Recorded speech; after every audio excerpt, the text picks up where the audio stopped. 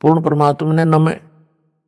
जब जब भूल पड़े, इस पत्र में सार ज्ञान की एक झलक है सेवा में। पूज्य गुरुदेव स्वामी रामदेवानंद जी महाराज जी को दंडवत प्रणाम। गुरु जी के श्री चरणों में कोटि कोटि नमन। परमेश्वर कबीर जी के हीरे मोती लालो व सर्व संगत को दास का शुभ आशीर्वाद। आप सभी की अटूट श्रद्धा गुरुदेव के चरणों में सदा बनी रहे। आप भक्ति दान सेवा करके आजीवन मर्यादा का पालन करते हुए इस महाकष्टदायक यानी दुखालय दुखों के घर काल ब्रह्म यानी ज्योति निरंजन के लोक से निकलकर अपने पिता के घर सतलोक में चले जाओ। आपको एक पत्र भेज रहा हूं। यह गुरुदेव स्वामी रामदेवानंद जी के लगाए बाग के पेड़ पौधों में लगे कीड़ों से रक्षा करेगा। यह स्प्रे का काम करेगा। काल के दूतों से बचाव के लिए रक्षा कवच बनेगा। इसको पढ़कर भी जो काल के भेजे दूतों से किनारा नहीं करेगा, वह परमेश्वर कबीर जी का हंस नहीं है, वह काल की फरद में चढ़ा है। संत गरीबदास जी ने सब ओर से स्पष्ट कर रखा है। कहा है कि गरीब सटदल दोनों दिन का दिल में दोष ना धार। सतगुरु का कोई एक है काल का भरा संसार। अर्थात जो मार्गदर्शक गुरु पद पर परमेश्वर का भेजा संत है, उसे सांत्वना देते हुए कहा है कि जो परमेश्वर कबीर जी की शरण नहीं आते या आकर फिर काल के दूतों के खेमे में चले जाते हैं, उस कारण से महादुखी ना हो, उनके प्रति दोष दिल में ना मान कि इतना समझाने के बाद नरक में जा रहे हैं। जो 60 दल यानी जो 6 पंथ हैं, उस समय तक अन्य पंथ नहीं चले थे। गिरी पुरी नाथ वैष्णव आदि आदि तथा दोनों धर्मों हिंदू तथा मुसलमान के व्यक्तियों को काल ब्रह्म ने जकड़ रखा है। ये सब काल की फरद में चढ़े हैं। सतगुरु का तो कोई कोई हंस यानी भगत तथा भगतमती है, वह दृढ़ रहेगा। सर्व संगत के लिए यह पत्र संजीवनी से कम नहीं है। इसको महीने में या जब इच्छा हो अवश्य सुनते या पढ़ते रहना है। इसको नित्य पाठ की बजाय मासिक पाठ समझकर जब इच्छा हो अवश्य पढ़ना या सुनना है। यह रोग प्रतिरोधक जड़ी यानी काल के प्रभाव को रोकने का काम करेगी। अपनी भक्ति क्रियाओं पर दृढ़ विश्वास बनेगा। विश्वास के बिना भक्ति सफल नहीं होती। आशा करता हूं जो काल के दूतों के जाल में फंसे हैं, वे भी पुनः विचार करेंगे, अपने निज घर की सुध लेंगे, जीवन की रक्षा करेंगे और अन्य सुरक्षित रहेंगे। हे मानव शरीर प्राप्त प्राणियों, आपको अनमोल अवसर मिला है अपना कल्याण करवाने का। सब सद्ग्रंथ तथा सब पहुंचे हुए संत यानी परमात्मा प्राप्त संत तथा स्वयं परमेश्वर कबीर जी बताते हैं, जो उनकी अमर वाणी में अंकित हैं कि मानो स्त्री पुरुष का जन्म दुर्लभ है, यह बार बार नहीं मिलता। जैसे प्रमाण मिलता है कागभूषण का, उसने यही बताया है कि मैंने अनेकों मानव जन्म बिना भक्ति के व्यर्थ किए। कुछ परिस्थिति ऐसी बनी जिस कारण से एक गुरु बनाया जो भगवान शिव का उपासक था। मेरे से भयंकर गलती हुई, मैंने अपने गुरु का खड़ा होकर सम्मान नहीं किया, जिस कारण से मेरे को भगवान शिव ने आकाशवाणी द्वारा श्राप दिया कि तूने अपने गुरु का अपमान किया है, मेरे लोक में आने योग्य तू नहीं है, तेरे को 1 लाख वर्ष तक नरक में डाला जाएगा। ये आकाशवाणी गुरु जी ने भी सुनी। गुरु जी को पता नहीं था कि इसने ऐसी गलती की है। तब गुरु जी ने कहा कि भगत परमात्मा शिव जी से क्षमा याचना कर। कागभूषण को साथ लिया। गुरु जी ने भगवान शिव से आंखों में पानी भरकर याचना की कि हे भगवान, बालक है, गलती हो गई, क्षमा करो। ऐसी प्रार्थना कई घंटों की। तब शिव ने कहा कि नरक में इसे जाना पड़ेगा, 1 लाख वर्ष तक इसको नरक में रहना भी पड़ेगा। परंतु इसके गुरु की प्रार्थना स्वीकार कर ली है। मैं अपने दिए श्राप को वापस नहीं ले सकता। मेरे आदेश से इसको यमदूत कोई कष्ट नहीं देंगे। ऐसा ही हुआ। 1,00,000 वर्ष नरक में रहकर उसे मानव जन्म मिला, क्योंकि उसको उसके गुरु ने दिल से नहीं उतारा था। कारण यह था कि कागभूषण ने गुरु से तथा प्रभु शिव से अपनी गलती की क्षमा याचना कर ली थी। कबीर जी ने कहा है कि कबीर हरि के रूठते गुरु की शरण जाए, कह कबीर गुरु रूठते हरि नहीं होत सहाय। यानी यदि राम रुष्ट हो जाए तो पूर्ण गुरु के पास जाए, वह सत साधना करवाकर कष्ट दूर करवा देता है। यदि गुरु रुष्ट हो गया तो परमात्मा सहायक नहीं होगा। कागभूषण को उस मानव जन्म में भी भक्ति की तड़प थी। वह लोमस ऋषि के सत्संग में गया, अपने अज्ञान से ऋषि के प्रवचनों में त्रुटि बताने लगा, समझाने से भी नहीं समझा। तब ऋषि ने कहा कि तेरी चांडाल जैसी दुर्बुद्धि है, तू चांडाल के घर जन्म लेगा। कागभूषण को अपनी गलती का एहसास हुआ कि मेरे पास मेरे तर्क का कोई शास्त्रोक्त प्रमाण नहीं था। मैंने ऋषि से विवाद नहीं करना चाहिए था। ऋषि के चरणों में गिरकर अपनी गलती की क्षमा याचना की। ऋषि द्वारा दिए श्राप को सुनकर क्रोध नहीं किया। मायूस होकर कहा कि ऋषिवर क्षमा करो। ऋषि ने कहा कि श्राप वापस नहीं हो सकता। फिर कागभूषण ने कहा कि हे देव, इतनी दया करो कि चांडाल बनकर भी मेरी भक्ति में आस्था कम न हो। तब ऋषि जी को उसे गिड़गिड़ाता देखकर दया आ गई और आशीर्वाद दे दिया कि तेरी भक्ति में लगन कम नहीं होगी। तब उसका जन्म कागभूषण रूप में हुआ। मुख काग यानी कौवे का, से शरीर देवता जैसा हल्के तेज का। उस कागभूषण वाले जन्म में उसे कबीर परमेश्वर जी सतगुरु रूप में जोगजीत नाम से मिले। ज्ञान चर्चा हुई तब उसके जीवन की गाड़ी पटरी पर आई। अब वह उस श्रेणी में है जिनको परमेश्वर कबीर जी सतपुरुष अपनी नजर में रखते हैं। उनको जैसे तैसे भक्ति से चार्ज करते रहते हैं। कागभूषण का मोक्ष किस युग में होगा? जब वह मानव होगा तथा पूर्ण समर्पित होकर पूर्ण सतगुरु जी से दीक्षा प्राप्त करके आजीवन मर्यादा में रहकर भक्ति सेवा तथा दान करेगा। इस संजय दिल्ली ने तो गुरु जी की आज्ञा का ही उल्लंघन सीना ठोक कर किया है। अपने आप गुरु बनने की कोशिश कर रहा है, आशीर्वाद देने लगा है जो इसका चित्र गवाह है, जिसमें यह मुझ दास की नकल करके अंगुली अंगूठे से सटाकर आशीर्वाद दे रहा है। यह मुद्रा कबीर जी और मेरे गुरु जी तथा दास के अतिरिक्त कहीं देखने को नहीं मिलेगी। मेरे बाद जो नकली हैं वे बकवाद करके जीवन नष्ट कर सकते हैं। बालक बहुते प्यारा माँ का, उससे बढ़कर शिष्य गुरुओं का। अर्थात माता को बच्चा बहुत प्रिय होता है, गुरु को अपना शिष्य माता से भी अधिक प्रिय होता है। जो शिष्य बार बार गलती पर गलती करता है तो भी गुरु जी का प्रयत्न यही होता है कि किसी तरह यह सुधार कर ले, अपना मानव जीवन नष्ट ना करे। इसे ज्ञान नहीं है कि मानव जीवन कितना मूल्यवान है। मेरे को ज्ञान है, ये बालक है। जब बालक बार बार समझाने से भी नहीं मानता तो गुरु जी के पास एक ही विकल्प बचता है कि उस गंदे सेब को सेबों के ढेर से निकालकर कूड़े में फेंक दे। फिर उसे सूअर खाते हैं।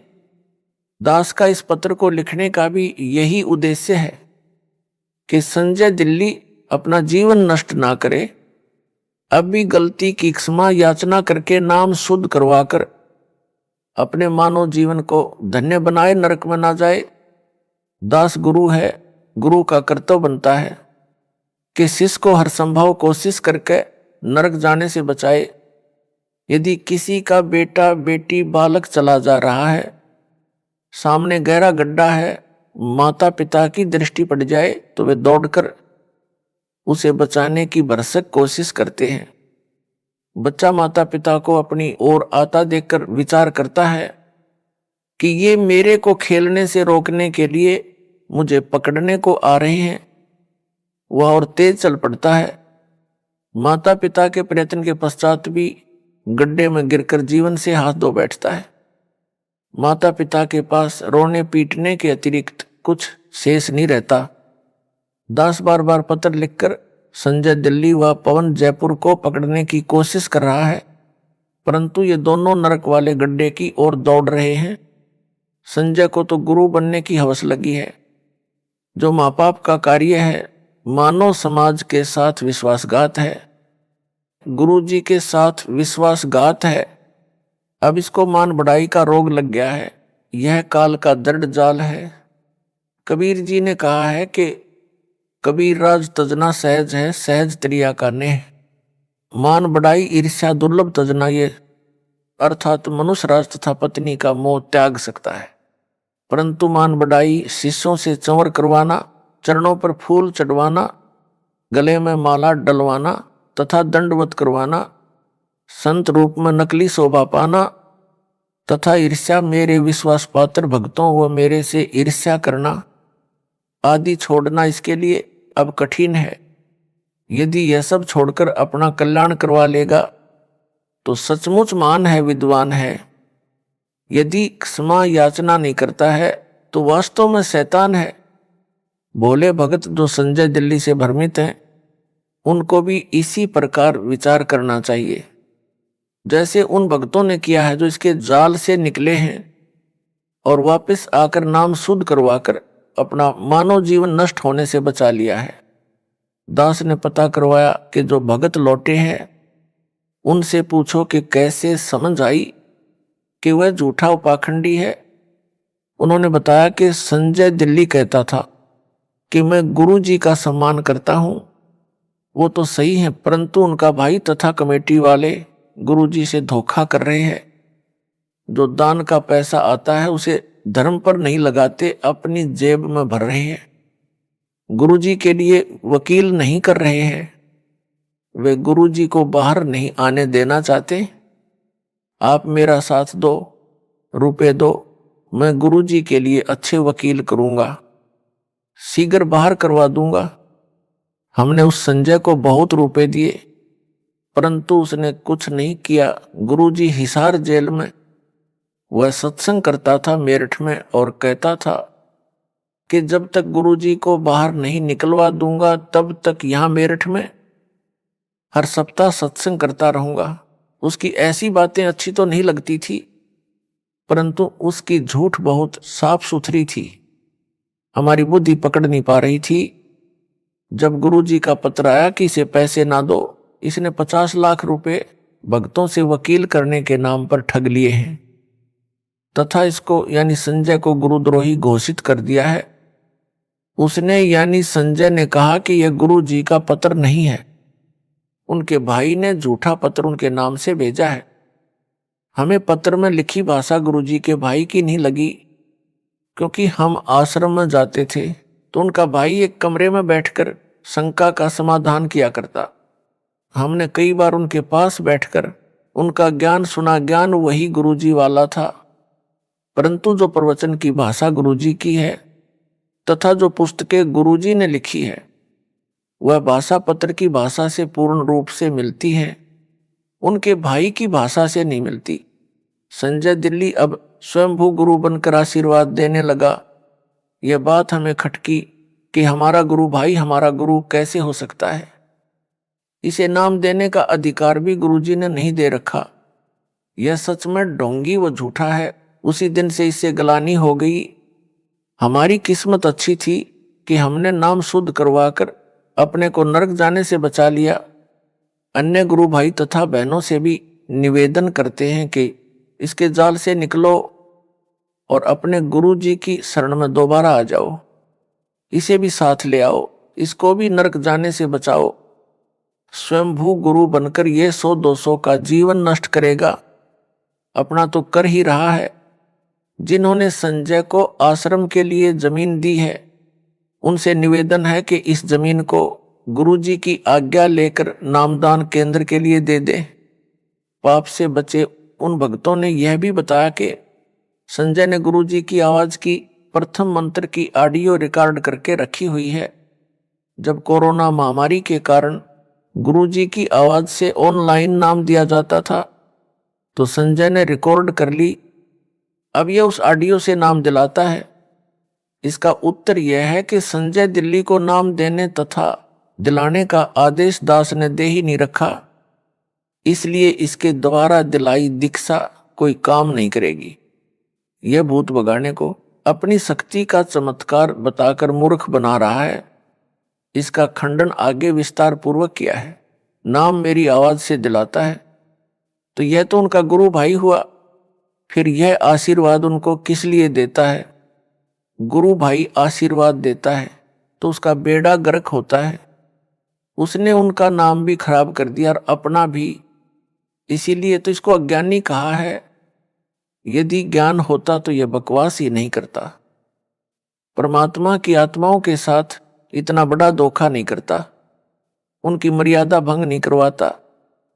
यह नकली गुरु नहीं बनता। यह कहता है कि कमेटी वाले सारा दान आप रख लेते हैं, धर्म में नहीं लगाते। हे भगत जनों, यदि इस पापी की इस झूठ को सच्चा माने तो भी वे केवल धन हानि कर रहे हैं। धन तो परमात्मा और दे देगा, लेकिन यह संजय तो उनके मानव जीवन को ही नष्ट कर रहा है। गुरु से दूर करके काल के जाल में फंसा लिए, घर के छोड़ेगा ना घाट के। प्रमुख सेवादारों को उन भक्तों ने बताया जो संजय दिल्ली से भ्रमित हो गए थे और सच्चाई जानकर लौट आए हैं। नाम शुद्ध करवा लिया है। प्रमुख सेवादारों ने मुझ दास को बताया।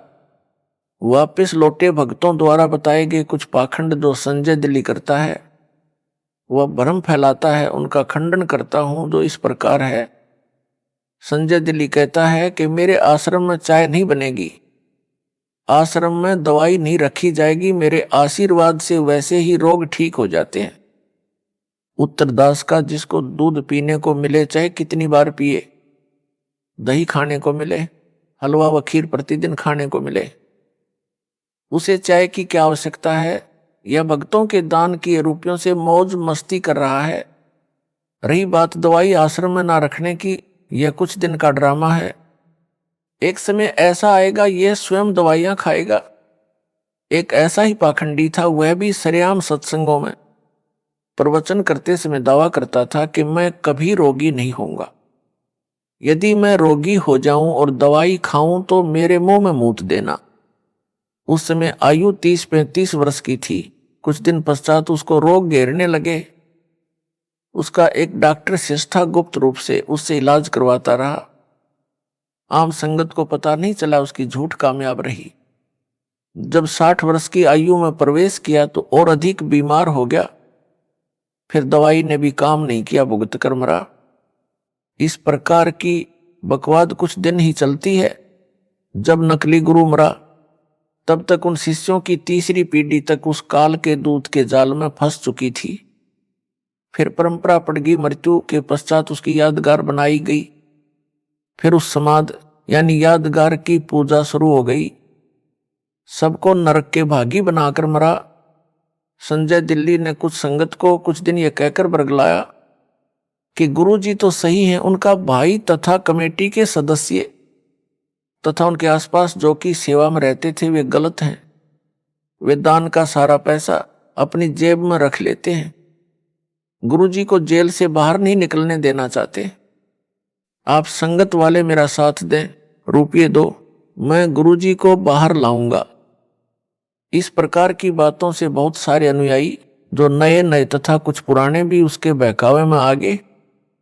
मेरे द्वारा नियुक्त विश्वास पात्र भक्तों को दान देना भी बंद कर दिया। उस समय वह संजय पाखंडी 50 लाख रुपये भक्तों के दान के ले गया। एक भी वकील नहीं किया आज तक।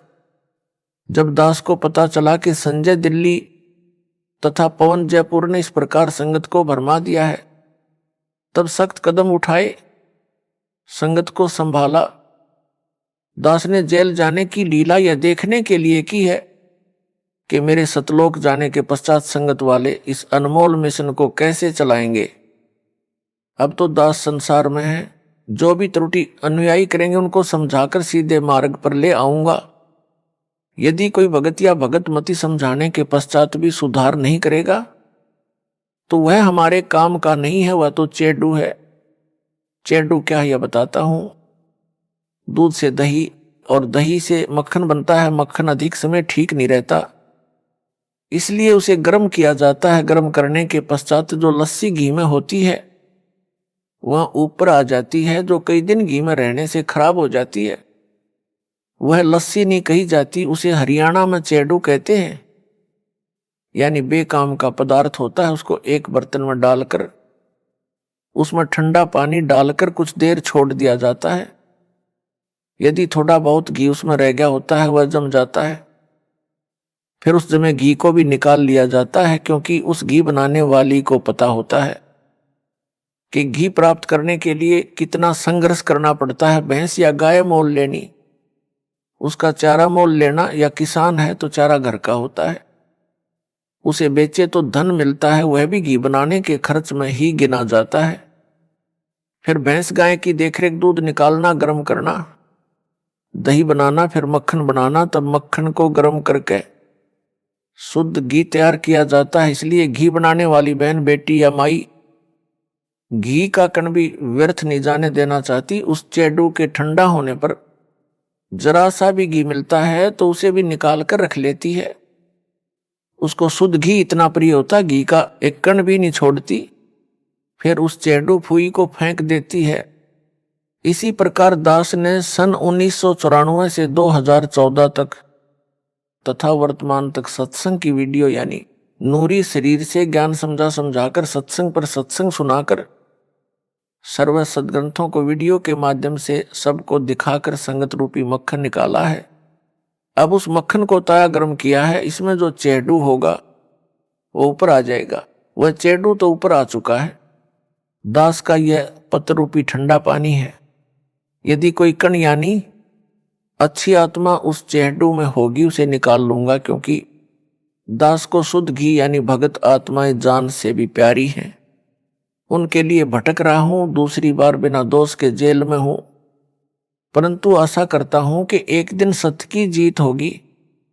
परमेश्वर कबीर जी से कुछ नहीं छिपा है। मुझे चाहे कितना कष्ट मिले, परमात्मा की आत्माएं काल के जाल से निकले, अपना कल्याण करवाकर अपने निज घर सतलोक में चली जाएं। दास आपको मासुखी देखना चाहता है। मुझे अपने कष्ट की कोई परवाह नहीं है, परंतु जो मन में बांस उपजा है इससे डर लग रहा है। गरीबदास जी ने कहा है कि संगत माही कुसंगत उपजा, जैसे वन में बांस। आप घिस घिस आग लगाया करें वनखंड का भी नाश, अर्थात जैसे वन में अन्य फलदार व कीमती लकड़ी वाले पेड़ों के साथ साथ बांस भी उग जाता है। तेज हवा चलने पर बांस एक दूसरे के साथ टकराते हैं। उस घर्षण से जंगल में आग लग जाती है, जिससे पूरे जंगल के फलदार पेड़ भी जलकर नष्ट हो जाते हैं। यह संजय साकट तथा पौन जयपुर वही कुसंगत उपजी है। कुछ संगत के भगत भी इनके साथ लगे थे। जब दास को पता चला कि संजय व पौन नाम के दो जालिम संगत में आग लगा रहे हैं, तब सब संगत को आदेश दिया कि इनका साथ छोड़ दो। जिन भक्तों को मैंने जिम्मेदारी दे रखी है उनकी बातें मानो। दान के सब पैसों का हिसाब दास के पास आता है। एक पैसा भी गलत प्रयोग नहीं हो रहा। कमेटी वालों ने सब हिसाब बनाकर संगत के पुराने भक्तों को दिखाया। इतना रुपया आज तक दान में मिला है, इतना वकीलों व भक्तों के घर सहायता तौर पर दिया गया है। संगत बहुत समझदार है, वह तुरंत मान गई और दास ने संजय दिल्ली तथा पवन जयपुर को गुरुद्रोही घोषित कर दिया। फिर तो सब संगत उनसे किनारा कर गई। कुछ भोले नए भगत थे, वे अभी तक इस जालिम संजय की बातों में फंसे हैं। उनको सतर्क करने के लिए यह पत्र भेजा है। आशा करता हूं कि बुद्धिमान भगत भगतमती इस पत्र को पढ़कर इसकी असलियत से परिचित होकर इससे दूर हो जाएंगे, नाम शुद्ध करवाकर अपना मानव जीवन धन्य बनाएंगे। संजय साकट दिल्ली के खेमे को छोड़कर आए भक्तों ने जो और जानकारी दी थी उसका खंडन आगे और करता हूं। संजय दिल्ली अपने को श्री सिख गुरु नानक देव जी की आत्मा बताता है। यह सफेद झूठ है। यदि वह श्री नानक जी वाली आत्मा है तो इससे सिद्ध हुआ कि श्री नानक जी का मोक्ष नहीं हुआ है। वह जन्म मरण के चक्कर में पड़ी है, जो वर्तमान में संजय रूप में जन्मी है। मोक्ष प्राप्त प्राणी वह है जो कभी लौटकर संसार में कभी जन्म न ले। श्री नानक जी को स्वयं सतपुरुष कबीर साहब कबीर देव बेई नदी पर स्नान के समय मिले थे, सतलोक लेकर गए थे, फिर पृथ्वी पर उसी शरीर में छोड़ा था कि कबीर धाणक यानी जुलाहा सतपुरुष है, करतार यानी सबका सृजनहार यानी उत्पत्ति करता है। यदि श्री नानक जी परमात्मा से दीक्षा लेकर पार नहीं हुए तो क्या यह गुरुद्रोही बनकर पार हो जाएगा? कभी नहीं। संजय दिल्ली अपने को श्री नानक देव यानी सिख धर्म प्रवर्तक वाली आत्मा बताता है और इसको मूल ज्ञान गुप्त ज्ञान है। तो मेरे पास टिंडे लेने आया था, पहले ही अपना पंथ चला लेता। कोई झूठ बकना इसका मकसद है। भोले भक्तों को भ्रमित करके गुरु स्वयं ही बना है। प्रेत योनि में जाएगा। जो परमात्मा कबीर जी ने अध्यात्म ज्ञान श्री नानक जी को बताया था वह सिखों के गुरु ग्रंथ साहिब में अंकित है। वही ज्ञान दास बता रहा है। श्री नानक वाली आत्मा इससे भिन्न ज्ञान कौन सा बताएगी? इससे भिन्न जो भी ज्ञान है वह अज्ञान है। काल के दूत की पहचान। जिस समय जोगजीत रूप में आए परमेश्वर कबीर जी से काल ज्योति निरंजन ने विवाद किया था, तब काल ने कहा था कि आप एक सच्चा कबीर पंथ चलाओगे, उससे पहले मैं 12 पंथ चलाऊंगा। 12 अपने यानी काल दूत भेजूंगा जो सत्संग में तो तेरी वाणी यानी साखियों शब्दों चौपाइयों आदि बोलेंगे, परंतु उनका अर्थ गलत बनाकर सारी जनता को गुमराह करेंगे। उन 12 पंथों के पश्चात और अनेकों पंथ अपने दूत भेजकर चलाऊंगा, सब जीवों को भरमाऊंगा। उन काल के चलाए पंथों के गुरुजन वर्तमान तक कबीर जी की वाणियों का गलत अर्थ करके जनता को भ्रमित कर रहे हैं। संजय दिल्ली भी यही कर रहा है। सत्संग व वाणी तो मेरे सत्संगों की चलाता है। ऑडियो व वीडियो दोनों स्वरूप यानी फोटो भी मेरा वो कबीर परमेश्वर का रखता है, परंतु अपने अज्ञान से मेरे तत्व ज्ञान को अज्ञान बनाकर भ्रमित करता है। सफाई देता है कि यदि मैं काल का दूत होता, जैसा रामपाल ने मुझे काल का दूत बताया है, तो क्या मैं उनके सत्संग की वाणी सुनता या आश्रम में वाणी चलाता? संजय दिल्ली जिस प्रकार मेरे द्वारा बताए तत्व ज्ञान का अनर्थ करके बताता है, सामान्य भोला भगत भ्रमित हो जाता है। उदाहरण यह कहता है कि पेड़ की जड़ को रामपाल ने पूर्ण ब्रह्म बताया है। जड़ पूर्ण ब्रह्म नहीं हो सकती, उसे पोषक तत्व मिट्टी से मिलता है। पूर्ण ब्रह्म को किसी के सहारे की आवश्यकता नहीं है, जड़ को मिट्टी का सहारा लेना पड़ता है। इसका उत्तर जैसे विद्यालय में अध्यापक विद्यार्थियों को समझाते हैं कि दिन रात कैसे बनते हैं, उसके लिए एक तेल से जगने वाला दीपक एक मेज पर रखा जाता है तथा एक ग्लोब फुटबॉल के आकार का एक स्टैंड पर लटकाया जाता है। अध्यापक कहता है कि बच्चों, दीपक को सूर्य मानो, ग्लोब को पृथ्वी मानो। पृथ्वी घूमती है, तब जो भाग सूर्य के सामने आता जाता है वहां दिन होता है, जो भाग सूर्य के सामने नहीं होता वहां रात होती है। इस संजय जैसा मूर्ख विद्यार्थी तर्क दे कि दीपक सूरज नहीं हो सकता। दीपक को जगने के लिए तेल का सहारा लेना पड़ा, माचिस का सहारा लेना पड़ता है। सूर्य को किसी के सहारे की आवश्यकता नहीं। क्या वह विद्यार्थी बुद्धिमान हो सकता है? क्या वे उसके साथी जो उसके ऐसे तर्कों को सुनकर उसकी बातों तर्कों को सही मानते हैं, वे बुद्धिमान हो सकते हैं? दोनों मूर्ख हैं। यह तो एक उदाहरण है। ऐसा तर्क देना ही मूर्खता का परिचय देता है। ऐसे ही गीता अध्याय 15 के श्लोक नंबर 1, 4 तथा 16, 17 में वृक्ष का उदाहरण देकर सृष्टि की वह समर्थ परमेश्वर तथा सब देवताओं की स्थिति समझाई है। पाठकों, इसका खंडन इसी पत्र में विस्तार पूर्वक आगे भी किया है, कृपया वहां पढ़े। आपको पता चलेगा यह कितना विद्वान है और कितनी बकवास बकता है।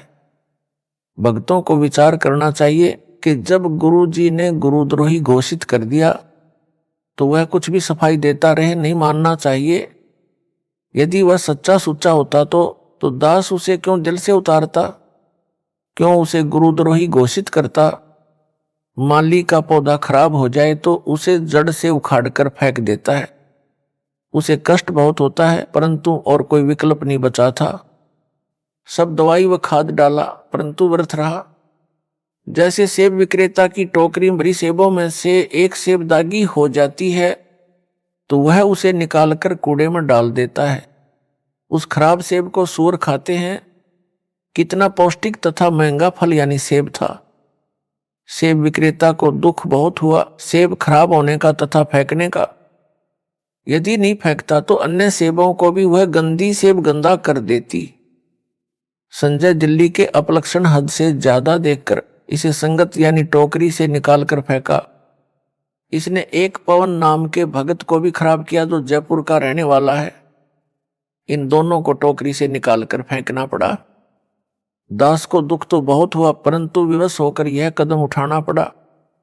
कबीर गुरु के दिल से उतरे, वह नाम बिहुना होए। जाको काल घसीट ही राख सके ना कोई। मानुष जन्म पाए कर खोए, गुरु विमुखा जुग जुग रोवे। गुरु से करे कपट चतुराई, सो हंसा भाव भर में आई। गुरु से कपट शिष्य जो राख है, यमराजा के मुख दर चाख है। संजय साकट कहता है कि रामपाल तो सतगुरु है। वह न संत है, न भगत है, न दास है। मैं दास भगत संत हूं।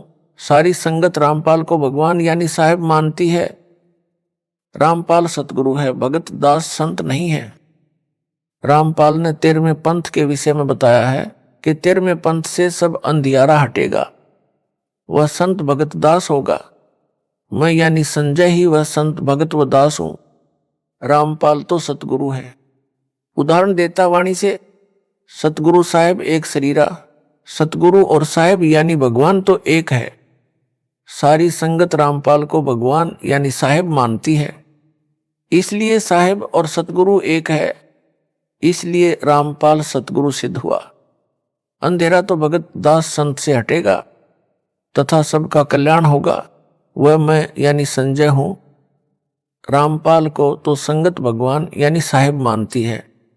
फिर यह भी कहता है कि रामपाल भगवान नहीं हो सकता, इसने मां से जन्म लिया है। और यह भी कहता है रामपाल साहेब यानी भगवान है। साहिब और सतगुरु एक है, इसलिए रामपाल अज्ञान अंधेरा नहीं हटा सकता। अज्ञान अंधेरा तो दास भगत संत हटाएगा। वह मैं यानी संजय हूं, इसलिए रामपाल सतगुरु सिद्ध हुआ। इसको कहते हैं हुआ बाई बकदा, बिना सिर पैर की बातें। उस साकट से कहा जाए कि इससे आगे भी बोले, सतगुरु बिना ना लागे तीरा। पूर्ण चौपाई इस प्रकार है, सतगुरु साहेब एक शरीरा, सतगुरु बिना ना लागे तीरा। इसका अर्थ यह बनता है, सतगुरु व परमात्मा एक ही शक्ति होते हैं। सतगुरु के बिना न लागे तीरा का अर्थ है कि भवसागर के दूसरे तीर यानी किनारे नहीं जा सकता, यानी संसार से पार नहीं हो सकता। यदि वह मुझ दास को सतगुरु बताता है तो वाणी ही स्पष्ट कर रही है कि जीव का मोक्ष भी सतगुरु यानी रामपाल के बिना नहीं हो सकता। साकट संजय दिल्ली वाला फेल हुआ, यह उवा बाई बकता है। संजय गुरुद्रोही कहता है कि जो असुर निकंदन रमैणी में संत गरीबदास जी ने कहा है कि सतगुरु दिल्ली मंडल ऐसी, वह मेरे यानी संजय के लिए कहा, क्योंकि मैं दिल्ली से आया हूं, इसलिए 13वां पंथ मैं ही चलाऊंगा। सब अंधेरा हटाऊंगा, सबका कल्याण करूंगा। विवेचन संजय दिल्ली तो अपने को संत दास तथा भगत कहता है और सतगुरु रामपाल को यानी मेरे को कहता है। इससे भी सिद्ध हुआ कि असुर निकंदन रमैणी में संजय के लिए नहीं कहा है, क्योंकि वह तो अपने आप को दास भगत बताता है।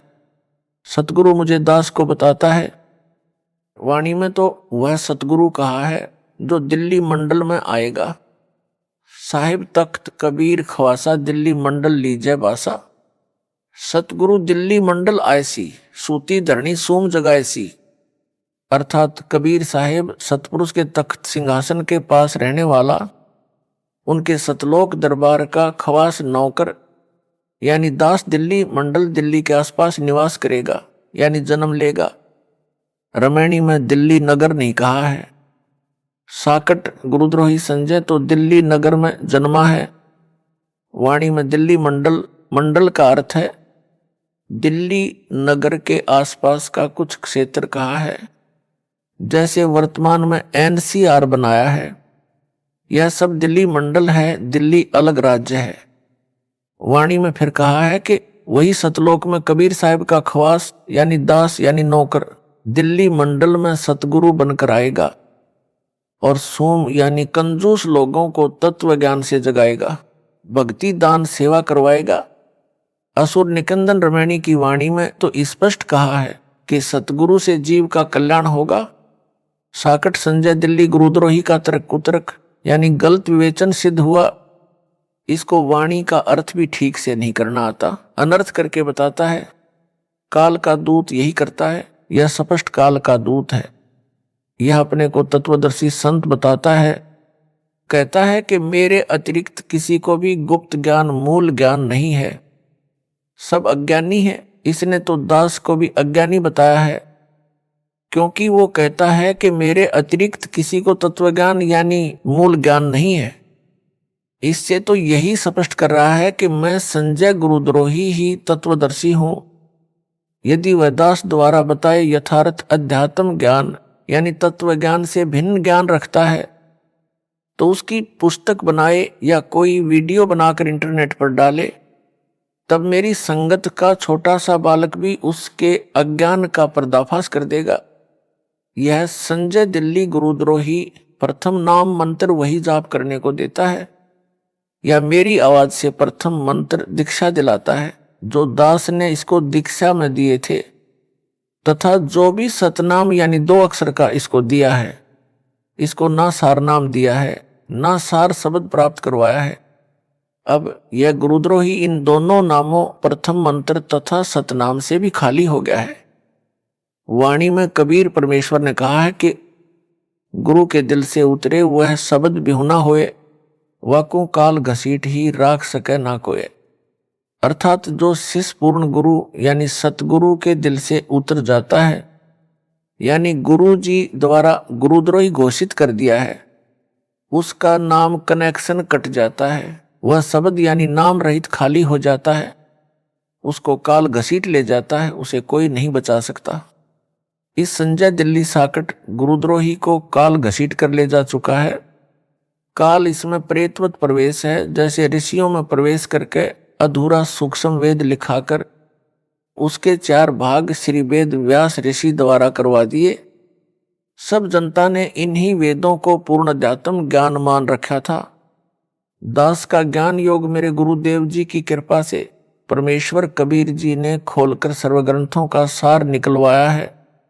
सूक्ष्म वेद यानी तत्व ज्ञान जो स्वयं कबीर परमेश्वर जी ने प्रत्येक युग में प्रकट होकर सतलोक से चलकर आकर बताया था, उसे सब ग्रंथों से भी प्रमाणित किया है। इससे हटकर जो कोई भी ज्ञान बताएगा वह अज्ञान होगा। कबीर जी ने कहा है कि 9 मन सूत उलझिया ऋषि रहे जखमार, सतगुरु ऐसा सुलझा दे उलझे ना दूजी बार। अर्थात कबीर परमेश्वर जी ने कहा है कि अध्यात्म ज्ञान रूपी 9 मन यानी 360 किलोग्राम सूत, कच्चा धागा जो चरखे से काता जाता था, जो कपास से बनता था, उलझा हुआ है। ऋषिजन भी इसे समझने सुलझाने की अत्यधिक कोशिश कर रहे हैं, परंतु सुलझा नहीं यानी स्पष्ट नहीं हुआ। संध्या आरती में भी यही कहा है कि सनक सनंदन नारद मुनिजन शेष पार नहीं पावे, शंकर ध्यान धरे निस्वासर अजहू ताही सुलझावे। अर्थात ऋषियों तथा शेषनाग को भी परमात्मा का पार नहीं पाया यानी यथार्थ रूप में नहीं समझ सके। शंकर भगवान कहलाने वाला भी दिन रात हठ योग करके ध्यान लगाकर परमात्मा को समझने तथा ज्ञान सुलझाने में अभी तक लगा है, कुछ भी सुलझ नहीं पाया है। सतगुरु ऐसा स्पष्ट कर देगा यानी सुलझा देगा, जो फिर उस युग में दोबारा किसी के उलझाने से यानी अज्ञान बनाने से नहीं उलझेगा। इस वाणी से यह भी स्पष्ट हुआ कि तत्व ज्ञान को सतगुरु ही प्रकट कर सकता है।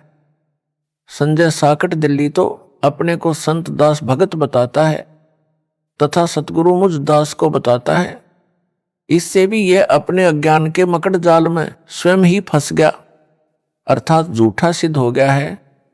यदि इस गुरुद्रोही की बात को सच्ची माने जो यह कह रहा है कि मैं संजय दिल्ली ही तत्व ज्ञान जानता हूं, मूल ज्ञान जानता हूं, तो नाम मेरे यानी दास वाले क्यों जपता है, क्यों अपने जाल में फंसाए भोले भक्तों को देता है?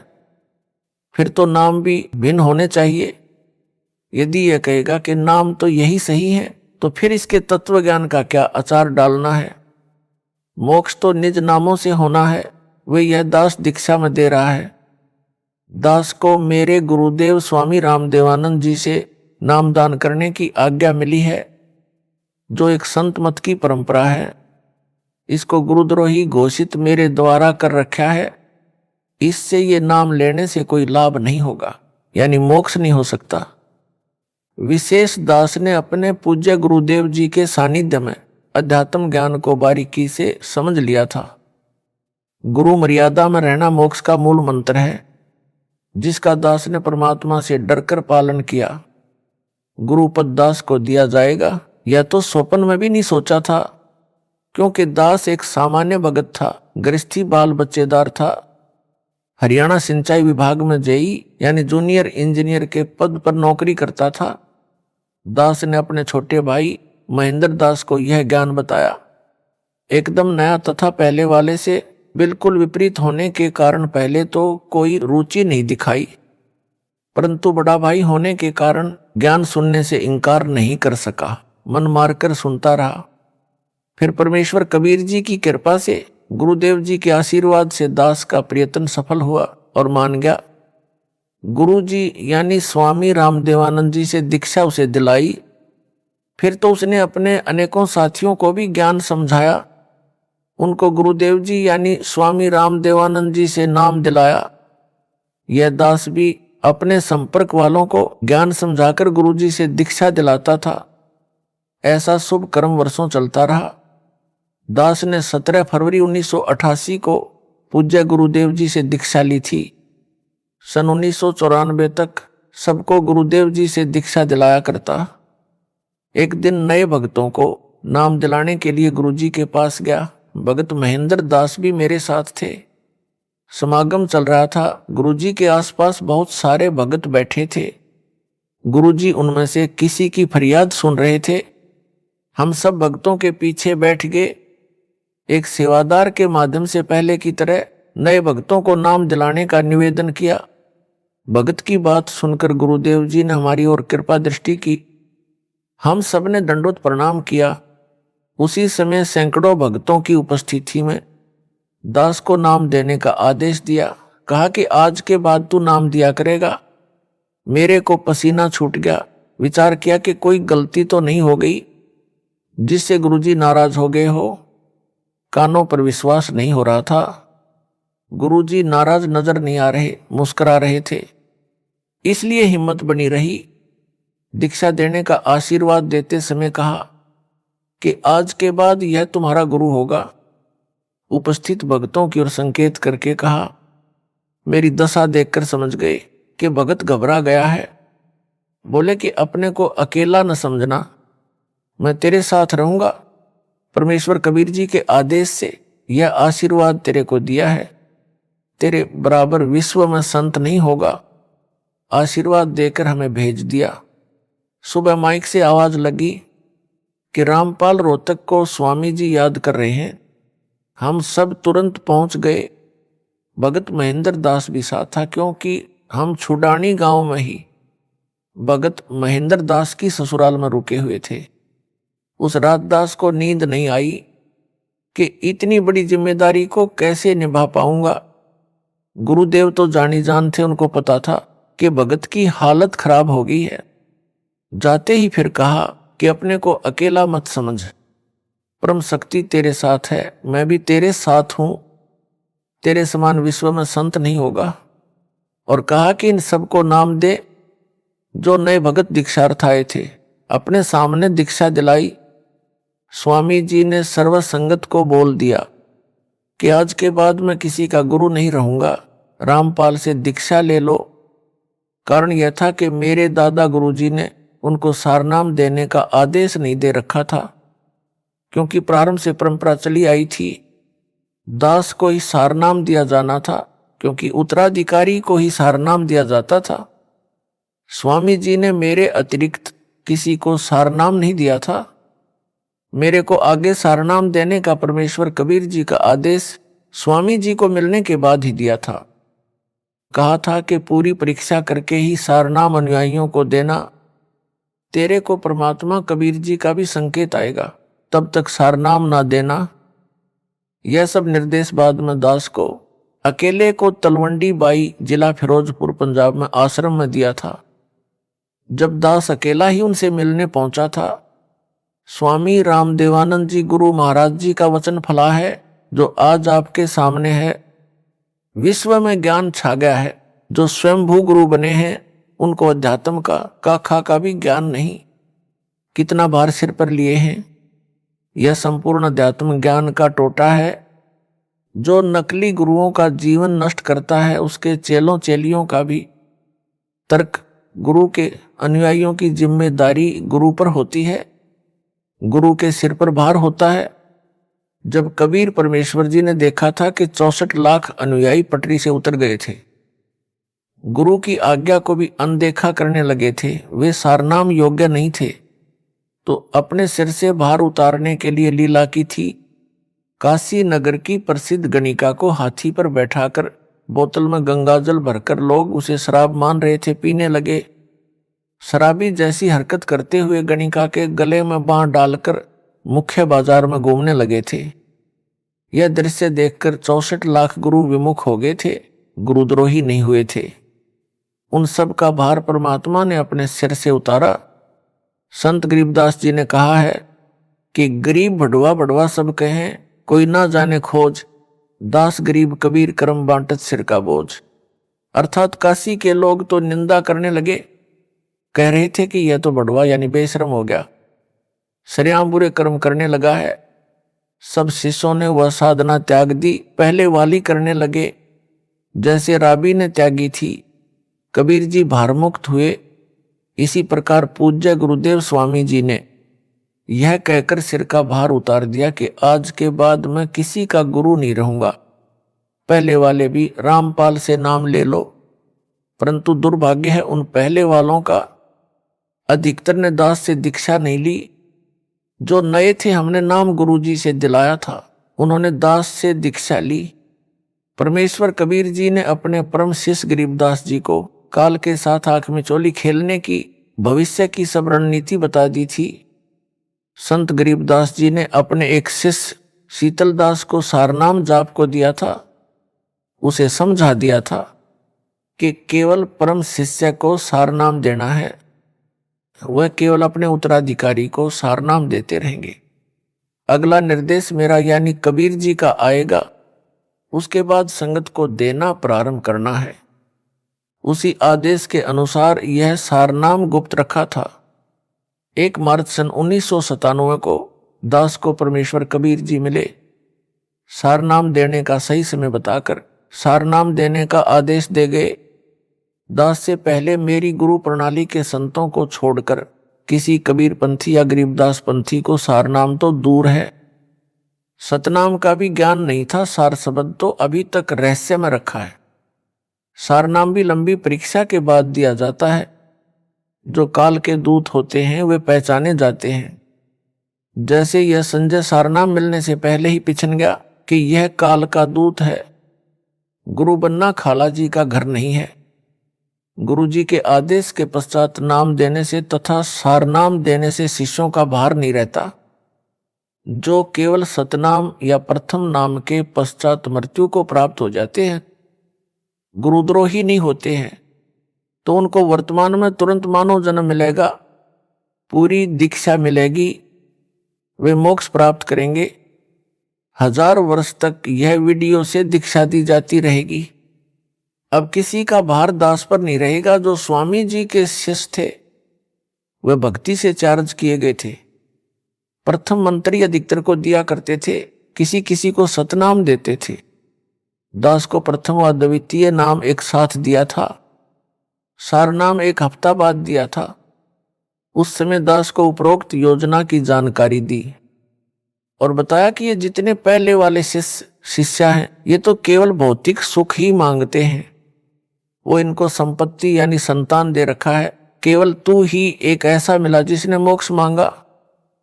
दास ने कहा कि दीन दयाल, भौतिक सुख यानी संतान नौकरी आपने पहले ही दे रखा था, आपके ज्ञान के पश्चात इसकी इच्छा भी नहीं रहती, इसलिए एक मोक्ष की ही भीख दास आपसे मांगता है। गुरु जी मुस्कुराए और आशीर्वाद दिया।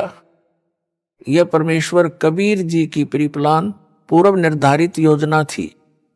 समझा है तो सिर धर पाऊं, बहुर नहीं रे ऐसा दाव। 17 फरवरी 1970 से 17 मई 1995 तक 18 वर्ष नौकरी करके त्याग पत्र देकर सतगुरु जी के आदेश का पालन करने के लिए छोटी सी नौकरी त्याग दी, जो एकमात्र निर्वाह का साधन था। 2 बच्चों लड़के तथा लड़की का विवाह सन 1994 में किया था। 2 बच्चे, एक लड़की एक लड़का छोटे थे, पढ़ रहे थे। राम हवाले छोड़कर सतगुरु जी के चरणों में समर्पित हो गया, मुड़कर घर नहीं गया। परमेश्वर के हंसों तथा हंसनियों यानी भक्तों भगतमतियों को सच्चे परमात्मा का सच्चा ज्ञान देकर सच्ची भक्ति बताई। सतगुरु जी के आशीर्वाद से दास का त्याग रंग लाया। बच्चे भी परमेश्वर ने पाले व पढ़ाए, दास को अपनी नौकरी दी, दास का कल्याण किया, सतलोक का निवासी बना दिया। विश्व में इस ज्ञान का कोई सानी नहीं। सब ग्रंथों का सार निकालकर भगत समाज के समक्ष रख दिया। असंख्यों वर्षों का उलझा ज्ञान सुलझ गया। जिनको मोक्ष चाहिए आओ और अपना जन्म सफल बनाओ। गरीब ज्यों बच्चा गऊ की नजर में, यूं साईं को संत, भक्तों के पीछे फिरे भगत वत्सल भगवंत। यह कहावत दास के ऊपर चित्रार्थ हुई। दास ने भक्तों के सहयोग से गांव-गांव नगर नगर में जाकर सत्य ज्ञान सत्य साधना की अलख जगाई। गुरुदेव के आशीर्वाद ने सब कार्य किया। सन 1996 में किसी भगत के रिश्तेदार ने एक गज यानी 85 वर्ग गज में बनी एक कमरा, बरेंडा, रसोई, बाथरूम तथा लैट्रिन, कुछ आंगन वाली छोटी सी कुटिया कुछ समय के लिए प्रयोग करने के लिए दी। यह कुटिया उसने स्वयं खरीदकर अपने पाखंडी गुरु को बनाकर दे रखी थी, जो बाद में धोखेबाज निकला। जो मेरे पूज्य गुरु जी के पास रहता था, भगवान वेश भी ले रखा था, गुरु के साथ भी धोखा करके भागा था, गुरुद्रोही बना था। कुटिया दान करने वाला हमारा भगत नहीं था, उस पाखंडी का भगत था, जिस कारण से वह किसी बाबा पर विश्वास नहीं करता था। हमारे भगत के कहने पर वह कुटिया उधारी दी थी। जब भगत ने पूर्ण विश्वास दिलाया, तब परम पूज्य गुरुदेव स्वामी रामदेवानंद जी के 3 आश्रम पंजाब राज्य में, खन्ना, मोगा तथा तलवंडी भाई की, तथा एक आश्रम नजफगढ़ दिल्ली में था, जहां पर दास को दीक्षा की भीख मिली थी। उस समय दास ने उनकी सेवा में एक भगत भेज रखा था। भगत ने बताया कि दादा गुरुजी ने अपने निजी सेवादारों को बुलाया और बोले कि मुझे हरियाणा ले चलो रामपाल के पास। आयु बहुत हो चुकी थी, लंबा सफर करना उचित ना था। भक्तों ने निवेदन किया कि आपका लंबे सफर में जाना उचित नहीं, परंतु एक नहीं सुनी। सन 1996 में 13 दिसंबर से 19 दिसंबर तक उसी जींद कुटिया के पास खाली प्लाटों में, जो किसी किसी के थे, निर्माण नहीं किया था, प्रथम खुला पाठ 7 दिन का किया जा रहा था। परमात्मा 12 दिसंबर 1996 को ही जींद कुटिया में आ गए। दास देखकर आश्चर्यचकित तथा बहुत खुश हुआ, दंडवत किया। भगत जन सेवा में लग गए। उस प्रथम अनुष्ठान को अपने सानिध्य में सफल करवाया। 7 दिन मौसम बसंत जैसा रहा। 20 दिसंबर 1996 को सर्दी व धुंध छा गई। स्वामी जी उस कुटी में 23 जनवरी 1997 तक रहे। 24 जनवरी को तलवंडी बाई पंजाब में गए। 25 जनवरी को विश्राम किया। 26 जनवरी 1997 को बैठे बैठे सतलोक चले गए। सब आश्रमों की सुविधा त्याग कर अपने दास विदुर के पास आए। वहां जब देखा कि यथार्थ कबीर पंथ यानी 13वें पंथ की नींव दृढ़ हो चुकी है, सतलोक चले गए। जब उनका जींद कुटिया में डेरा था, दास उनकी आज्ञा लेकर गांव में सत्संग व पाठ करने गया था। सेवादारों को बताया था कि दास उस दिन आएगा, तब तक गुरुजी का ध्यान रखना। उस निश्चित दिन को दास कुछ लेट हो गया।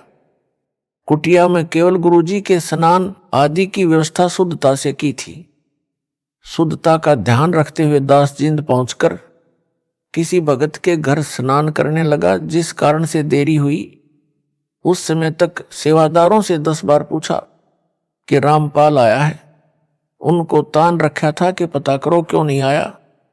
उस समय मोबाइल को तो जानते भी नहीं थे, अन्य फोन भी गांव में नहीं थे।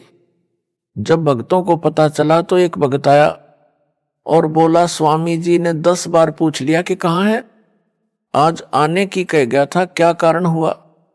दास उसी समय भगत की मोटरसाइकिल लेकर तत्काल पहुंचा। कई भगत बैठे थे। दास ने दंडवत किया और चरण चंपी करने लगा। दास का सिर पकड़ा और ऊपर को किया। बोले, मैंने भगवान पा लिया, तेरा पाना दुर्लभ हो गया। दास चुप रहा। गुरुदेव की अंतरात्मा की आवाज थी। अगले दिन तलवंडी बाई वाले आश्रम में चले गए, वहां से सतलोक गमन किया। कबीर हरि के रूठते गुरु की शरण में जाए, कह कबीर गुरु रूठ गए तो हरि ना होत सहाय।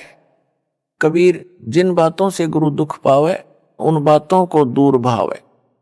गरीब इन बातां क्या पाइए, राजी कर सतगुरु रूठे नू।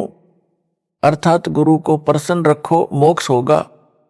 बकवादों से कुछ नहीं मिलना। यह संजय दिल्ली गुरुद्रोही दावा करता है कि यहां मेरे आश्रम में भूत माफी मांगते हैं। भूतों को यहां बुलाया जाता है। बहुतों की प्रेत बाधा दूर हो रही है। यह क्या छोटी बात है? क्या मेरे में शक्ति नहीं है? इसका उत्तर इस प्रकार है। आपको राबी के विषय में ज्ञान है कि उसने सतगुरु देव जी से दीक्षा लेकर 4 वर्ष साधना की थी। फिर किसी मजबूरी के कारण वह साधना त्यागनी पड़ गई। परंतु ऐसी परिस्थिति में भक्ति मार्ग त्यागना गुरुद्रोही की श्रेणी में नहीं आता, गुरु विमुख वाली श्रेणी में आता है। उस 4 वर्ष की मर्यादित साधना से उस देवी में इतनी भक्ति की शक्ति हो गई थी कि उसके लिए मक्का वाला मंदिर उड़कर विमान की तरह लेने चला आया और उस भगत आत्मा को लेकर यथास्थान पर स्थापित हो गया। परंतु मोक्ष से बहुत दूर रही। मोक्ष कई जन्मों में कष्ट भोगकर पुनः सतगुरु शरण में आने से ही हुआ। यह संजय साकट भी 3-4 वर्ष मर्यादा में रहा। अब यह गुरुद्रोही हो चुका है। इससे मोक्ष सौ कोस दूर हो गया है। उस मर्यादित साधना से मिली भक्ति ज्यादा नहीं टिकेगी, सीधा नरक में जाएगा। यह है सार ज्ञान। यदि इसे समझ होती तो इतनी बड़ी गलती नहीं करता। अब नाम देने का अधिकार इसको यानी संजय दिल्ली को दास ने यानी इसके भूतपूर्व गुरु ने नहीं दे रखा। वह सार नाम इसको प्राप्त नहीं। दावा करता है भूत निकालने का, भूतों को बुलाने का। भूत प्रेत निकालने व डालने वाले तो इस जैसे भारत में लाखों अड्डे हैं। इसने उस गांव को भूतगाह यानी प्रेतों का स्थान बना दिया। जैसे राजस्थान प्रांत में गांव मेहंदीपुर में बालाजी भूतगाह बना है, वहां केवल भूतों को निकालने डालने का काम है। अनगिनत जनता वहां जाती है। किसी का मोक्ष नहीं होना, क्योंकि मोक्ष तो सतगुरु से दीक्षा लेकर आजीवन मर्यादा में रहकर भक्ति सेवा दान करके प्राप्त होता है। गुरु भी पूर्ण हो। मेहंदीपुर में बालाजी का धाम कैसे बना? मेहंदीपुर राजस्थान प्रांत में एक सच्चा सुच्चा इंसान था। आयु लगभग 30 वर्ष हो चुकी थी। परमात्मा की भक्ति करता था। किसी कारण से विवाह नहीं करवाया था। जहां भी परमात्मा की कथा सत्संग चर्चा होती पहुंच जाता। सब कहते हैं कि गुरु बिन मोक्ष नहीं। उसने भी गुरु बनाया। गुरु रामायण का पाठ व कथा किया करता था। कोई भी पाठ करना होता है तो देसी गाय भैंस के घी की ज्योति जलाई जाती है जो हवन का काम करती है। उसने एक श्री राम का मंदिर भी बनवा रखा था। उसमें रामचंद्र, सीता व लक्ष्मण तथा हनुमान की मूर्तियां पत्थर की स्थापित कर रखी थी। उन मूर्तियों के सामने अखंड ज्योति जलती थी। किसी में प्रेत बाधा होती तो उस मंदिर यानी आश्रम में जग रही ज्योति को वह हनुमान की मूर्ति तथा श्री राम, लक्ष्मण, सीता की मूर्ति को देखकर चिल्लाने लग जाती, बाबा छोड़ दे, कभी नहीं आऊंगा। कुछ देर में वह प्रेत बाधा वाला व्यक्ति स्त्री या पुरुष शांत हो जाता। यह सब मेहंदीपुर वाला भगत भी देखता था। वह भी जो कोई प्रेत बाधा वाला उसके संपर्क में आता उसे गुरु धाम में ले जाता और भूत निकलवाता। एक बार गुरुजी बीमार पड़ गए, इलाज के लिए दूर शहर में चले गए। वहां लगभग 6 महीने रहना पड़ा। उसकी मौत हो गई। मेहंदीपुर वाला भगत अपने घर पर केवल हनुमान जी की पत्थर की मूर्ति को, जो उसे बारिश के मौसम में एक ऊंचे स्थान पर मिट्टी कटकर बह जाने पर दिखाई दी थी, वहां मिली थी, जो बहुत अच्छी यानी साफ नहीं बनी थी, परंतु लगती थी कि हनुमान जी की है। उसे हनुमान जी की कृपा से मिली मानकर उठा लाया। उस मूर्ति को एक स्थान पर स्थापित करके अखंड ज्योति लगाता था। 3 समय हनुमान का पाठ करता था जो गुरु ने बता रखा था। अब जो प्रेत बाधा वाले गुरु के पास जाते थे या नए जो मेहंदीपुर वाले के पास जाते थे, जिनको वह गुरु के पास ले जाया करता उसके पास आए, उनको भगत ने बताया कि गुरु जी तो इलाज के लिए बाहर गए हैं, पता नहीं कब स्वस्थ होकर आएंगे। इतने में वे सब उसके घर पर हनुमान जी की मूर्ति के सामने जग रही ज्योति के सामने चिल्लाने लगे। उसी प्रकार कहने लगे कि छोड़ दे बाबा, कभी नहीं आऊंगा या आऊंगी। 6 महीनों में उस भगत की आसपास प्रसिद्धि हो गई। जो गुरु के पास जाते या नए सब मेहंदीपुर जाने लगे, प्रेत बाधा ठीक होने लगी। उस भोले भगत को भ्रम हो गया कि तेरे में भी गुरु जैसी शक्ति आ गई है। वह महंत बन गया। उस भगत में प्रेत प्रवेश हुआ। नई नई प्रेरणा करने लगा। सत पकवानी बनानी चाहिए, 7 प्रकार की मिठाई मंगानी चाहिए, अधिक ज्योति जलानी चाहिए, आदि आदि। उस भगत ने 7 प्रकार का भोजन, हलवा, खीर, पूरी, कचौड़ी, पकौड़ी आदि आदि बनवानी शुरू कर दी। 7 प्रकार की मिठाई मंगवानी शुरू कर दी। प्रेत के सताए धनी व्यक्तियों ने उसमें खूब धन लुटाया। उस भगत ने एक हनुमान मंदिर बनाया जो वर्तमान में बहुत बड़ा बनाया गया है। भूत क्या करते हैं? भूत अन्य के शरीर में प्रवेश करके मिठाई व खाने का आनंद लेते हैं। उनका सूक्ष्म शरीर होता है। जो मानव शरीर प्राप्त है उनका जीव भी मूल रूप में सूक्ष्म शरीर में रहता है। स्थूल शरीर उसे भक्ति सेवा दान करके मोक्ष प्राप्ति के लिए मिलता है। जो पूर्ण गुरु से दीक्षा लेकर भक्ति नहीं कर पाते, उनसे स्थूल मानव शरीर छीन लिया जाता है। उनमें से कुछ तो प्रेत बन जाते हैं। उस जीव का जो प्रेत बन गया है उसका मन वही स्थूल शरीर वाला आनंद चाहता है जो उसे स्थूल शरीर में मिल सकता है। जिस कारण से ये प्रेत किसी किसी में प्रवेश करके वह आनंद लेते हैं। जो व्यक्ति शराब पीते हैं छोड़ नहीं पाते, उनमें कोई शराबी मरकर भूत बनकर प्रवेश है। वह चाहकर भी शराब नहीं छोड़ पाता। मेहंदीपुर में बालाजी के नाम से भगत ने मंदिर बनाया। मिठाई, मेवा, काजू, बादाम, किशमिश, मनुखा, दाख आदि का भोग लगाने लगा। यह प्रेत प्रेरणा से किया। जो प्रेत बाधा वाला मेहंदीपुर जाने लगा उसका भूत तुरंत निकल जाता और उस गांव यानी मेहंदीपुर के व्यक्ति जो शाम को आरती में आते हैं उनमें प्रवेश कर जाता है और वहां परमानेंट डेरा बना लेता है। प्रतिदिन भिन्न भिन्न प्रकार की मिठाई खाता है। इस प्रकार मेहंदीपुर बालाजी का धाम भूतगा बन गया यानी भूतों की छावनी बन गया। मोक्ष ना तो उस भगत का हुआ ना वहां जाने वालों का होगा। एक दिन वह गांव जिसमें संजय दिल्ली ने भूत धाम बनाया है, उस गांव के व्यक्ति जो इसके आश्रम में आरती में जाते हैं तथा वहां का 56 प्रकार का भोग खाते हैं, उनमें बाहर से आए लोगों के भूत प्रवेश करने लग जाएंगे तथा भूतों का केंद्र बन जाएगा। प्रेत यानी भूत पहले मानव ही थे, उनका स्वभाव दिमाग उसी तरह काम करता है। जब वे देखते हैं कि यहाँ पर क्या क्या सुविधाएं हैं, उसी अनुसार निर्णय लेते हैं। जो प्रेत बाधा वाला स्त्री पुरुष उस संजय दिल्ली वाले के आश्रम में आता है, प्रेत देखता है कि वहां प्रतिदिन हलवा खीर खाने को मिलते हैं, 56 प्रकार के भोग भी हैं। वे उस व्यक्ति से निकलकर वहीं डेरा जमा लेते हैं। जो वहां आरती में या वैसे आश्रम में आएंगे उनमें प्रवेश कर जाएंगे। आरती में आने वाले कभी आश्रम नहीं आना चाहेंगे तो भी उनके अंदर प्रवेश प्रेत अंदर प्रेरणा करके लाएंगे। आने वालों की संख्या भी काल प्रेरणा से प्रेत बढ़ाएंगे। इस प्रकार यह आश्रम मानव पतन का केंद्र बन जाएगा।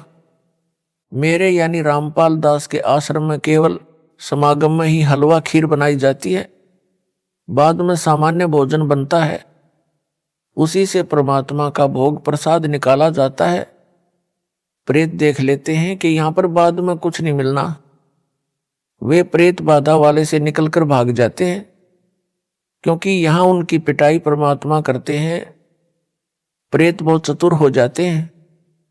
संजय जैसे पाखंडी के पास जाकर जानबूझकर दिखावा करते हैं, छोड़ दो कभी नहीं आऊंगा, बस शांत हो जाते हैं।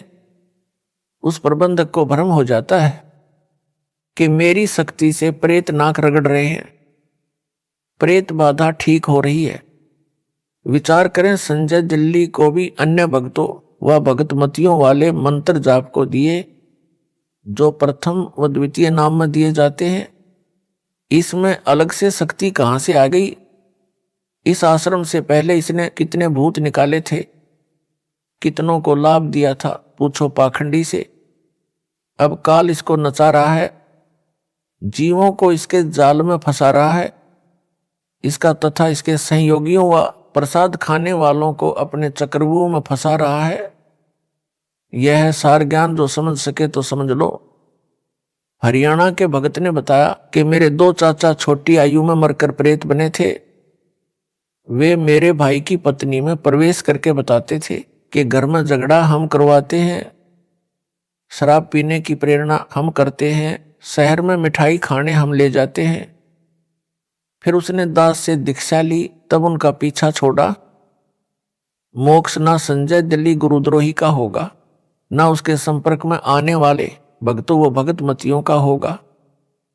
सब भूत बनेंगे, नरक में गिरेंगे।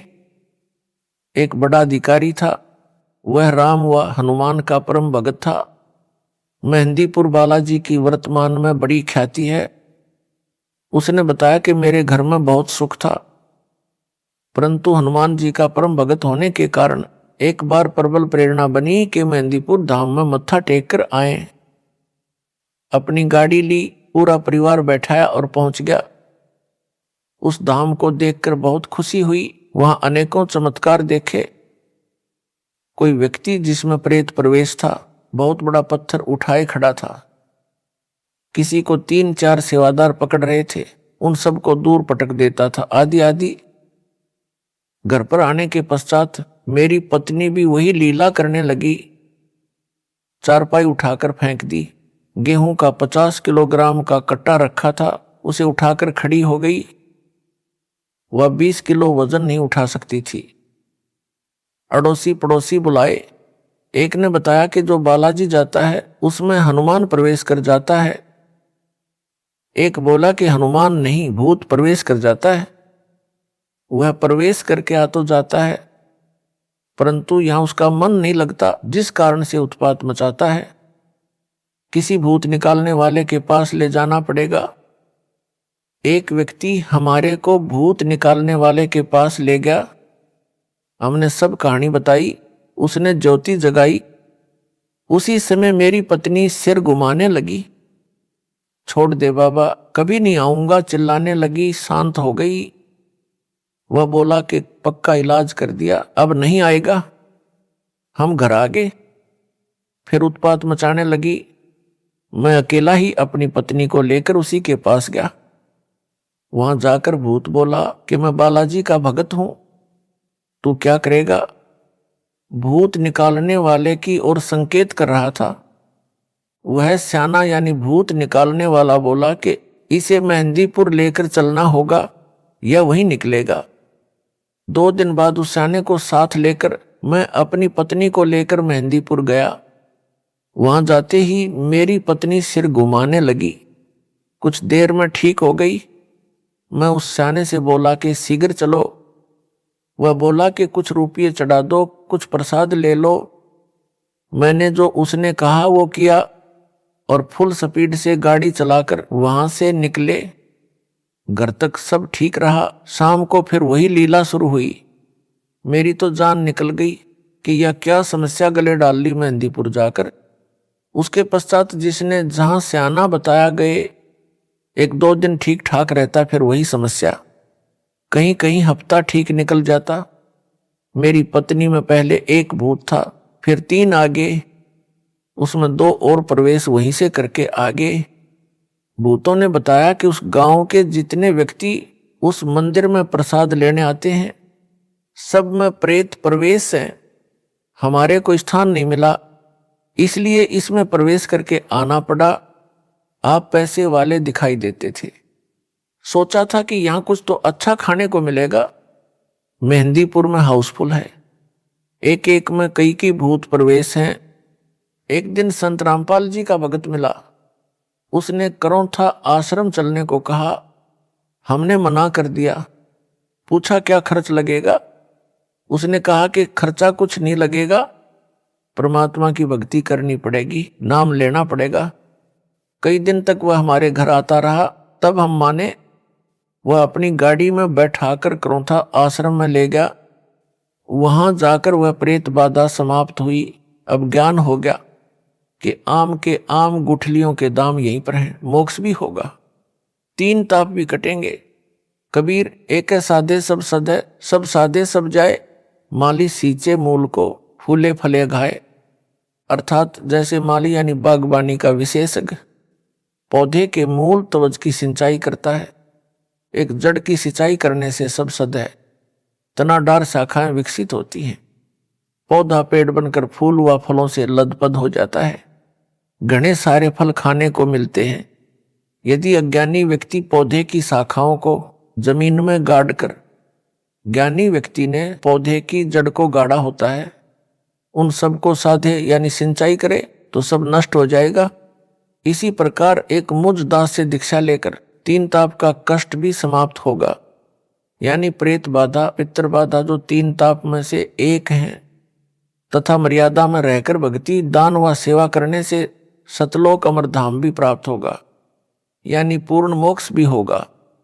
अपराधी के अपराध करने में संयोगी भी पाप के भागी होते हैं। संजय दिल्ली ने अपने गुरु दास की निंदा की। मेरे भोले भक्तों को भ्रमित करके मेरे से दूर किया, गुरुद्रोही बन गया।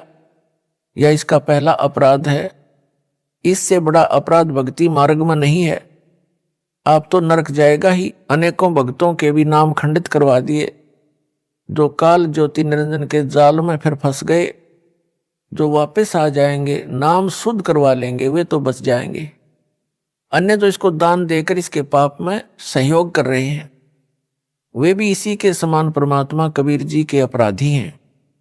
जिन्होंने इस गुरुद्रोही संजय दिल्ली को भूतों का धाम बनाने के लिए जमीन दान की है, वे इसी के समान परमात्मा कबीर जी के दोषी हैं। भगत चाहे प्रथम नाम प्राप्त है, चाहे सतनाम प्राप्त है, उसको सर्वप्रथम नियम बताए जाते हैं। लिखित में प्रिंटेड कॉपी नियमों की तथा भक्ति बोध दी जाती है, जिनमें यह भी बताया गया है कि कबीर गुरु बिन माला फेरते, गुरु बिन देते दान, गुरु बिन दोनों निष्फल हैं, चाहे पूछो वेद पुराण। अर्थात गुरु धारण किए बिना नाम जाप व दान करना व्यर्थ है। कबीर गुरु बिन दान पुण्य जो करही, मिथ्या होए कब हूं न फल ही। गुरु बिन प्रेत जन्म सब पावे, वर्ष सहंस गर्भ सो रहावे। गुरु के मिले कट्टे दुख पापा, जन्म जन्म के मिटे संतापा। गुरु बिन होम यानी ज्योति यज्ञ नहीं कीजिए, गुरु की आज्ञा माही रहीजे। गुरु को तजय भजय जो आना, ता पशुआ का फोकट ज्ञाना। गुरु से बैर करे शिष जोई, भजन नाश अरु बहुत बिगोई। गुरु के चरण सदा चित दीजय, जीवन जन्म सफल कर लीजय। गुरु से कपट शिष जो राखे, यमराजा के मुगदर चाखे। कबीर जानबूझ साची तजय करे झूठ से ने, ताकि संगत है प्रभु स्वपन में भी ना दे। संत गरीबदास जी की वाणी भी स्पष्ट करती है, गरीब गुरुद्रोही की पैड़ पर जय पग आवे वीर, 84 निश्चय पढ़े सतगुरु कहें कबीर। उपरोक्त वाणियों का अनुवाद स्पष्ट है कि पूर्ण गुरु जी को दान न करके अन्य को दान करता है वह व्यर्थ है। परंतु गुरु जी ने जिस शिष्य को दान इकट्ठा करने को कहा, यानी कोई ज्योति के रूप में, कोई पाठ के रूप में दान करते हैं, तो उनके नाम लिखे जाते हैं तथा रुपये भी लिखने वाला अपने पास रख लेता है, बाद में गुरु जी को पूरा हिसाब देता है। इस प्रकार का दान गुरु को किया ही दान माना जाता है। इस वाणी में इस प्रकार के दान को व्यर्थ नहीं बताया है। जो गुरुद्रोही घोषित है उसको किया दान, तथा अन्य किसी बाबा साधु को किया दान व्यर्थ कहा है, वह कभी नहीं फलेगा। जो गुरु धारण नहीं करते या गुरु से विमुख हो जाते हैं, गुरुद्रोही हो जाते हैं, वे सब प्रेत का जन्म प्राप्त करते हैं।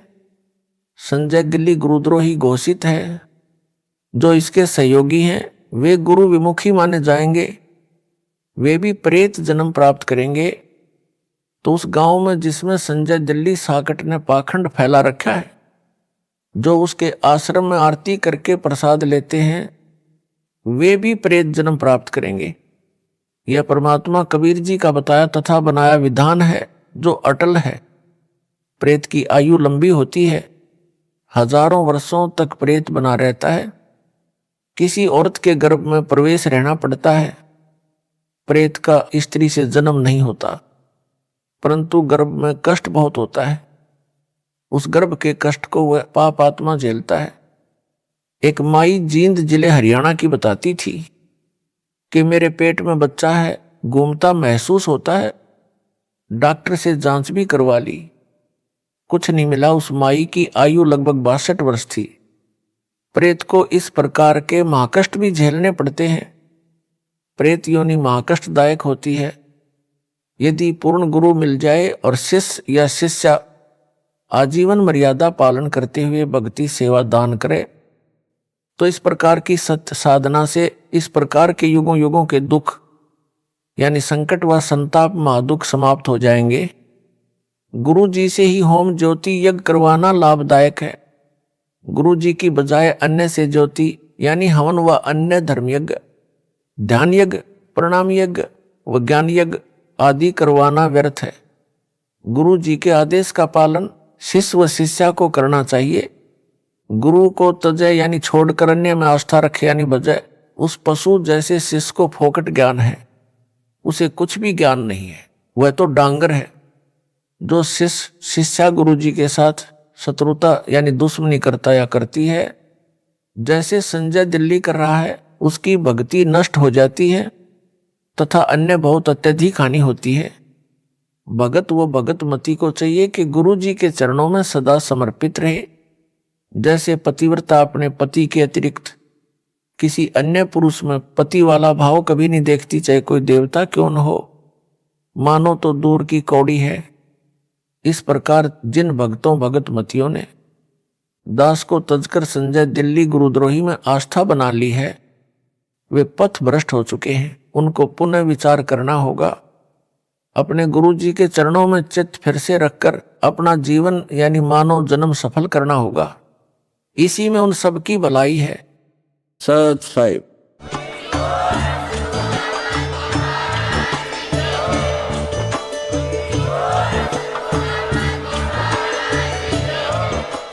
सत साहिब।